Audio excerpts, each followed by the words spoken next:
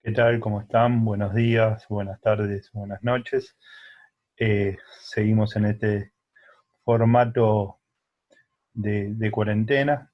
En este caso vamos a seguir trabajando con la civilización egipcia. Nosotros en el video pasado trabajamos la importancia del río Nilo, la importancia de la inundación para los egipcios, y en este caso vamos a laburar con la organización política. Eh, Esto quiere decir, bueno, qué marco, cuando digo organización política, es de qué manera se organizó la sociedad, de qué manera eh, fueron decidiendo cómo se estructuraba esa sociedad. Para eso, como siempre, voy a compartir unas pantallas, unas series de imágenes, que serán las que ustedes tienen que tener en la carpeta.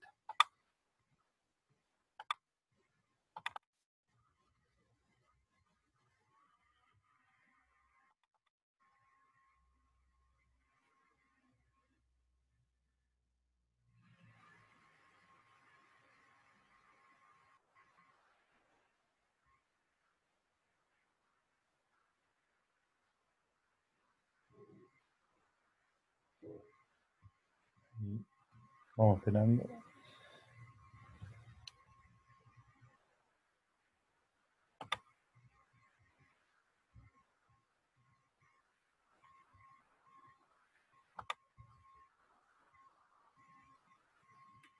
Bien, ahí está.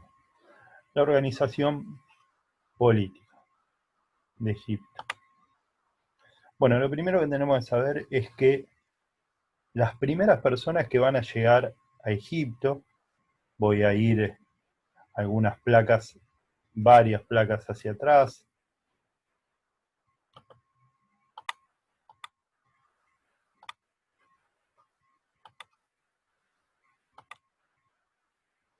Las primeras personas en llegar a Egipto, este país ubicado en el noreste de África, van a ir llegando de las zonas aledañas, ¿sí?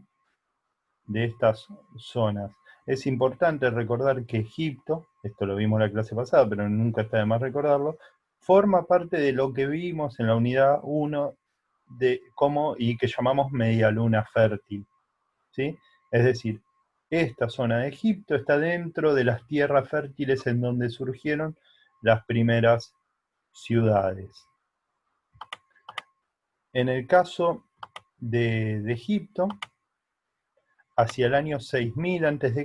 van a comenzar a llegar los primeros pobladores, que eran grupos nómades, y esto, recordemos la primera unidad, las primeras clases cuando hablábamos de la prehistoria. Un grupo nómade es un grupo de personas pequeño, reducido, que se movilizan de un lugar a otro en busca de alimentos. Y a esta zona del valle del río Nilo, río muy importante, vimos la clase pasada, van a ir llegando hacia el año 6000 a.C. aproximadamente. Se van a ubicar y allí van a comenzar a desarrollar la civilización. Recordemos que para que surjan las primeras aldeas, las primeras ciudades, estos hombres y estas mujeres primero se van a tener que sedentarizar, es decir, quedarse en un lugar. Repito hasta acá, 6000 a.C. van llegando algunas personas nómades, es decir, van caminando en busca de su alimento, en busca de mejores lugares donde vivir, pequeños grupos de personas que se van a sedentarizar. Se van a sedentarizar una vez que conozcan la agricultura. Y para conocer la agricultura necesitan agua y tierra. Agua y tierra que van a conseguir en el valle del río Nilo, que es donde se van a ubicar. ¿Cómo se organizan? Bueno, estos clanes, estos pequeños clanes van a ir fundando pequeñas aldeas, luego ciudades, a los cuales llamaron nomos. Cada ciudad va a ser un nomo independiente de las otras ciudades. Es decir, cada ciudad se va a organizar a sí misma. Va a haber muchos nomos, va a haber muchas pequeñas organizaciones dentro del territorio egipcio, pero todas son independientes, ¿sí? Algo similar como vimos en las primeras ciudades de Mesopotamia. Son ciudades independientes una de otra. Cada nomo tiene su propio gobernador que se llamó o recibió el nombre de nomarca. A medida que se expandía, a medida que iba creciendo la población, a medida que crece la población necesitamos más tierra porque necesitamos más cultivo y necesitamos más cultivo porque tenemos más boca para alimentar. Es como un círculo, ¿no? A medida que iba creciendo la población, crecen las necesidades, por lo tanto, comenzaron estos nomos a asociarse, a unirse, para llegar a conformar dos reinos. El reino del Alto Egipto y el reino del Bajo Egipto. Cada reino tenía su rey. Fíjense, primera particularidad que tenemos que tener en cuenta, cuando hablamos de bajo, está arriba y el alto está abajo. Nosotros pensaríamos que debería ser al revés, pero tiene que ver con lo siguiente.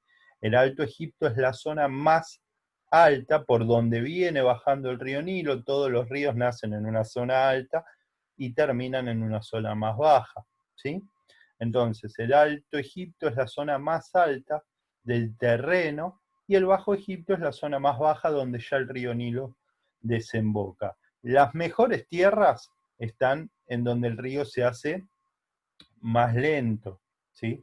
Donde se puede trabajar mejor. Tengamos en cuenta que en la zona del Alto Egipto había 6 cataratas, ¿sí? Lo cual hacía muy difícil esto que nosotros hablamos en la primera unidad, que decíamos domesticar el río, ¿sí? Poder trabajar el río. La zona del Bajo Egipto era una zona más llana, por donde el río transitaba de manera más tranquila, ¿sí? Y permitía una mejor domesticación del río.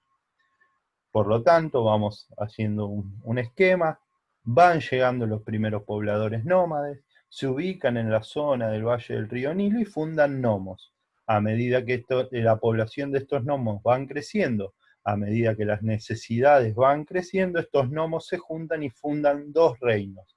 El reino del Alto Egipto, ubicado en la zona más alta de Egipto, y el reino del Bajo Egipto, ubicado en la zona más baja de Egipto. Por supuesto, como vimos en la unidad 1, que también sucedió en Mesopotamia, el avance y la necesidad de dos cosas: conseguir mejores tierras y conseguir un mejor acceso al agua, llevaba en la antigüedad a conflictos. Bueno, Egipto no fue la excepción. Hubo conflictos entre el Alto y el Bajo Egipto, hubo una guerra, triunfa el Alto Egipto y ahí surge el Egipto unificado. Para el año 3000 a.C. desaparecen los dos reinos y todo Egipto va a quedar unificado bajo el mando de la figura del faraón. Faraón, cuyo concepto, cuya idea quiere decir casa grande, es decir, es la institución, además de era mucho más que una persona, era una institución que cobijaba a todas las personas, hombres y mujeres que vivían en Egipto. El primer faraón fue Narmer o Nemes. También en algunos otros escritos se lo encuentra como Nemes, pero el nombre más común era Narmer. El poder del faraón tenía dos características fundamentales. Era un poder absoluto, es decir, era él quien decidía la organización total de la sociedad. Era él quien decidía la vida y la muerte incluso de las personas, porque las personas eran consideradas propiedad del faraón. No eran sujetos libres e independientes, eran considerados propiedad del faraón. Y también la segunda característica del poder tiene que ver con que era una teocracia, ¿sí? El faraón no era considerado una persona cualquiera, era considerado, por un lado, como dije, una institución, una casa grande, en donde cobijaba a todos los egipcios y las egipcias, pero también era considerado un dios, ¿sí? Por eso se lo veía muy poco, por eso cuando desfilaban algunas remotas ocasiones no se lo podía mirar a los ojos. Por eso hablamos de una teocracia. Cracia quiere decir poder, teo quiere decir Dios o dioses, ¿no? Entonces el poder de los dioses o el poder del Dios. Entonces estos faraones tenían un poder absoluto sobre la sociedad y fundaron teocracias, es decir, eran considerados dioses. Lo simbólico para los faraones era muy, muy importante. Acá lo primero que encontramos en la figura del faraón es un buitre y una serpiente. El buitre símbolo del Alto Egipto y la serpiente símbolo del Bajo Egipto. ¿Por qué tendría esto en la cabeza? Bueno, para significar la unidad, ¿sí? La unidad de esos dos reinos que se habían fundado y que luego el Alto sometió al Bajo, pero el faraón llevaba el símbolo de ambos, dando a entender que era quien gobernaba todo ese extenso territorio al que hoy llamamos Egipto. También tenía el cayado, que simbolizaba la protección, como un pastor. La barba postiza, que era el símbolo de divinidad. Esta idea acá lo vemos en la figura de Ramsés II también, ¿no? Esa idea de ser un ser divino, ¿sí? De ser un dios y no una persona cualquiera. El tocado real, que también lo encontramos en la figura de Ramsés II, que era el símbolo del poder real otorgado por los dioses. Entonces acá tenemos nuevamente un símbolo asociado a la divinidad, a ese poder teocrático. Y el flagelo, como dice, ¿no? Que era el faraón como guía. Acá tenemos el látigo y el bastón también, ¿sí? Acá la cruz, que significaba la vida. Bueno, todos estos eran símbolos. Era muy importante la carga simbólica que tenían los faraones para demostrar su poder. Un ejemplo de eso, lo veremos en la próxima clase, son las pirámides, ¿no? Esas pirámides enormes, majestuosas, que trascendían la vida del faraón. Bueno, esta estatua de Ramsés II también demuestra la importancia, la fortaleza que tenía la figura del faraón. Por lo tanto, la unidad del Bajo y el Alto Egipto se da bajo la figura del faraón. El poder del faraón era absoluto, ¿sí? Y era teocrático, es decir, era considerado un dios. Y eso se podía sostener desde el plano de lo simbólico. Y acá tenemos, como dije, un montón de símbolos que demuestran la unidad de Egipto y acá como la barba postiza, el tocado real, esa impronta divina de los dioses. Y una tercera característica del poder del faraón era que es hereditario, es decir, al morir el faraón, el poder lo heredaba a su hijo. La historia egipcia no fue una historia lineal, ¿sí? Tuvo distintas etapas. Y alternó, podríamos hacer una simplificación de estas etapas, alternó las etapas entre un modelo de centralización. Acá cuando hablamos de un modelo de centralización, es decir, la figura del faraón era muy fuerte y toda la comunidad obedecía, y muchas veces esta figura se relacionaba con un bienestar económico. Es decir, si el río Nilo crecía, como lo vimos en la clase pasada, si el río Nilo inundaba, si el río Nilo fertilizaba la tierra y el pueblo tenía buenas cosechas, ese era un momento tranquilo en donde la figura del faraón era reconocida. Pero sucedía otros momentos en donde el río Nilo no crecía o no crecía lo suficiente o no fertilizaba lo suficientemente la tierra o algún tipo de plaga destruía las cosechas. Entonces, el poder del faraón, esa casa grande que cobija a todos, que cuida a todo, empezaba a ser cuestionado. Y ahí entonces entramos en una etapa de desorden administrativo, un desorden administrativo en donde no se respeta la figura del faraón. Y cada ciudad empieza a hacer lo que quiere, empieza a desobedecer al poder central. Entonces, la historia egipcia se divide en grandes etapas, pero lo podríamos definir en dos bloques. Un momento de centralización donde se respeta absolutamente la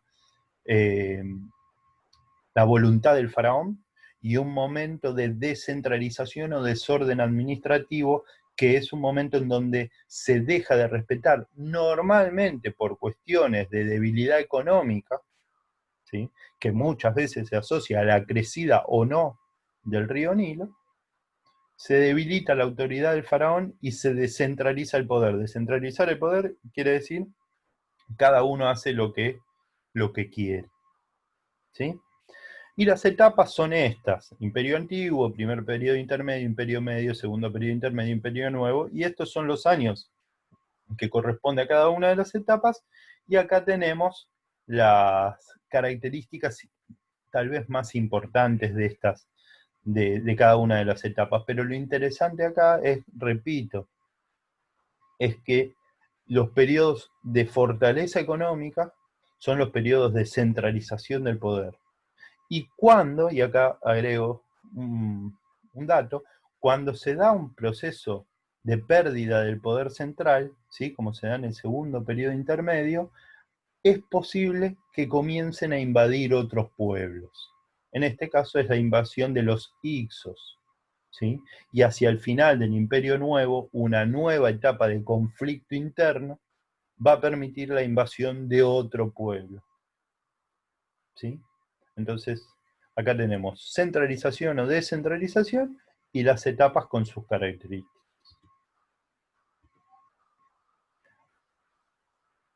Lo importante de Egipto como civilización tiene que ver con esta organización política que se dio, ¿sí?, y a la vez cómo fue expandiendo su territorio a lo largo del río Nilo.